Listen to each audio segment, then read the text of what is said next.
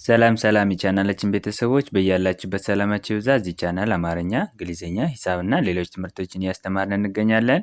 በየትኛውም ዓለም ሆናችሁ መማር የምትፈልጉ ካላችሁ +251 9 23 14 67 69 ስልካችን ነው። በማንኛውም ሰዓት ደውላችሁ በመመዝገብ መማር ትችላላችሁ። ለቻናሉ አዲስ ከሆናችሁ ላይክ፣ ሼር፣ ሳብስክራይብ ማድረግ እንዳትረሱ። ለዛሬ ይዤላችሁ የመጣሁት ባለ ሁለት ሆሄ ቃላትን እንዴት ማንበብና መጻፍ እንደምንችል የማሳያችሁ ነው የሚሆነው። ደብተርና እስክሪብቶ ይዛችሁ ቪዲዮውን እያቆማችሁ እየጻፋችሁ መለማመድ ይኖርባችኋል ማለት ነው። ቀጥታ ወደ ክላሳችን እንሄዳለን።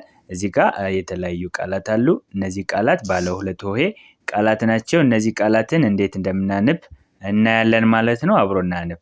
ይቺ የአማርኛ ፊደል ውስጥ የሸ ቤተሰብ አራተኛ ነች። ይቺ ደግሞ የመ ቤተሰብ አራተኛ ነች። ስለዚህ አራተኛዎቹ አ የሚል አነባቢ ስላላቸው ይቺ የሸ ቤተሰብ አራተኛ ነች ብለናል። ሻ ትባላለች ማለት ነው። ሻ።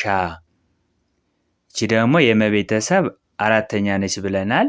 አራተኛ አ የሚል ድምጽ ነው ያላት። ማ ትሆናለች ማለት ነው።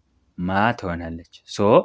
ይቺ ሻ ነች ብለናል። ይቺ ደግሞ ማ ነች ብለናል። አንድ ላይ ስናንብ ሻማ የሚል ቃል እናገኛለን ማለት ነው። ሻማ ሻማ። ይቺ የዚችኛዋ የሸ ቤተሰብ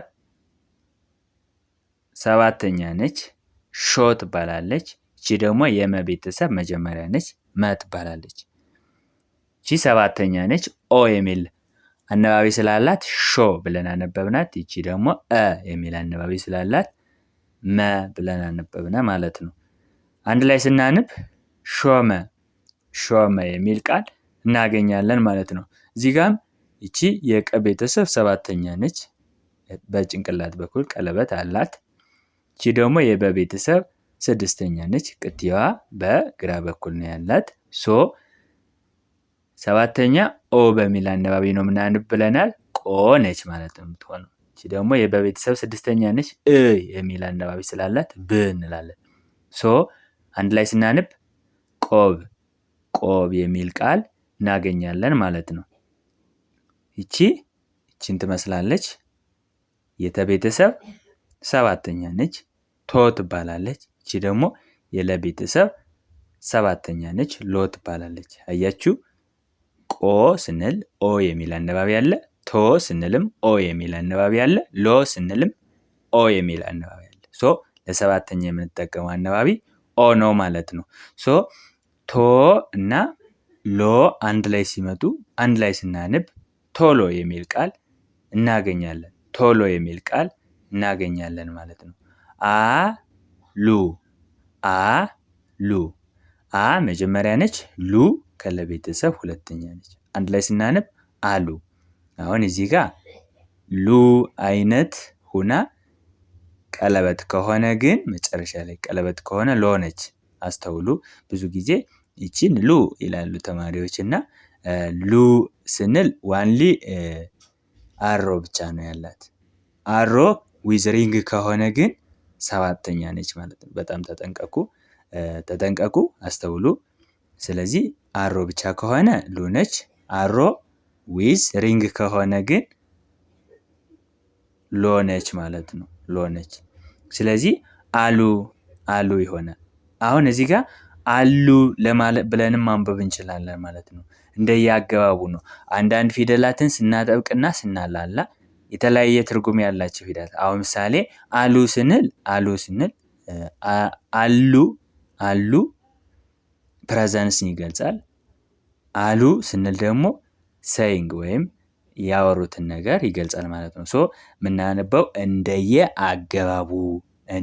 አገባቡ ነው ማለት ነው። አሉ ብለን ማንበብ እንችላለን። አሉ ብለን ማንበብ እንችላለን ማለት ነው።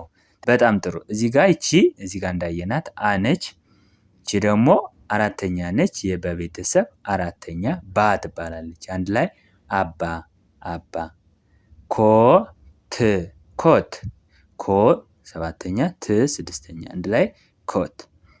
ጦጣ ጦ ሰባተኛ ጣ አራተኛ ጦጣ።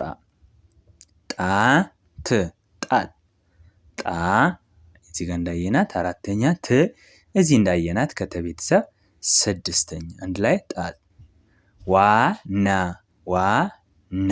አሁን እዚህ ጋር ዋና ማለትም እንችላለን፣ ዋና ማለትም እንችላለን። ዋና ስዊሚንግ እና ዋና ዘ ሜን ፖይንት ኦር ዘ ሜን ቲንግ ለማለትም እንጠቀማለን። ሶ ምን እንላለን ማለት ነው? እንደየ አገባቡ እናነባለን ማለት ነው። ዋና ቅድም አሉና አሉ እንዳልነው ይወሰናል ማለት ነው። በጣም ጥሩ። ውድ ው ስድስተኛ ድ ስድስተኛ አንድ ላይ ውድ። ጉዞ ጉ ሁለተኛ ዞ ሰባተኛ። ጊዜ ጊ ሶስተኛ ዜ አምስተኛ ጊዜ። ሸጠ ሸ መጀመሪያ ጠ መጀመሪያ አንድ ላይ ሸጠ። ሻሂ ሻ አራተኛ ሂ ሶስተኛ ሻሂ። ሯጭ እቺ ሯ ትባላለች። የረ ቤተሰብ ዲቃላ ወይም ስምንተኛ ወይም ውስብስብ ፊደል የምንላት ነች ማለት ነው። ምክንያቱም ሯ ስንል የሩና የዋ ስብስብ ሆኖ ሊፈጥሩት የሚችል ድምፅ ስለሆነ ማለት ነው። የአራተኛ ፊደል ላይ ብዙ ጊዜ በጭንቅላት በኩል እንደዚች አይነት አሮ ስናስቀምጥ ሯ ይሆናል። ሯጭ ሯ ስምንተኛ ጭ ስድስተኛ። ጥሩ ጥ ስድስተኛ ሩ ሁለተኛ አንድ ላይ ጥሩ። ሩጫ ሩ ሁለተኛ ጫ አራተኛ ሩጫ። ዝና ዝ ስድስተኛ ና አራተኛ ዝና። ለማ ለ መጀመሪያ ማ አራተኛ ለማ። ማለ ማ አራተኛ ለ መጀመሪያ። አሁን እዚህ ጋር ለማ የሚለውን ቃል አይተናል። ለማ እነዚህን ቦታን ስናቀያይረው ለ የነበረውን ማ ስናደርገውና ማ በነበረበት ደግሞ ለን ስናደርገው ለማ ሲል የነበረው ማለ ይሆናል ማለት ነው። ሙሉ ሙ ሁለተኛ ሉ ሁለተኛ ሙሉ። ሎሚ ሎ ሰባተኛ ሚ ሶስተኛ ሎሚ። ሞላ ሞ ሰባተኛ ላ አራተኛ ሞላ። ሩዝ ሩ ሁለተኛ ዝ ስድስተኛ ሩዝ። ንብ ራስ ስራ ሱሪ። ይሄ ደግሞ ቤት ይላል ማለት ነው። ኦኬ ቤተሰቦች በቀላሉ እንዴት ፊደላትን አጣምራችሁ ቃላትን ማንበብ እንደምትችሉ ዛሬ አይተናል ማለት ነው። በእነዚህ ቃላት ቦታውን እያቀያየራችሁ እናንተ በደንብ መለማመድ ይኖርባችኋል። ብዙ ጊዜ ተማሪዎች ፊደላትን እንደጨረሱ ማወቅ ያለባቸው እንዴት ፊደላትን አገጣጥመን ቃላትን ማንበብ እንደምንችል በእነዚህ ባለ ሁለት ሆሄ ቃላትን መጀመሪያ ይለማመዳሉ። ከዛ በኋላ ወደ ባለ ሶስት እያልን ከፍ እያደረግነው ሀረግ፣ አረፍተ ነገር፣ ፓራግራፍ እያሉ ማንበብና መጻፍ በቀላሉ ይችላሉ ማለት ነው። ስለዚህ በዚህ መልክ መለማመድ ይኖርባችኋል። ቪዲዮ ከተመቻችሁ ላይክ፣ ሼር፣ ሳብስክራይብ አድርጉ። እንዲሁም አማርኛ፣ እንግሊዝኛ፣ ሂሳብና ሌሎች ትምህርቶች ማወቅ የምትፈልጉ ካላችሁ ከስር ባለው ስልክ ደውሉ፣ እናስተምራችኋለን። በቀጣይ ክላስ እስከምንገናኝ በያላችሁበት ሰላማችሁ ይብዛ። ባይ ባይ።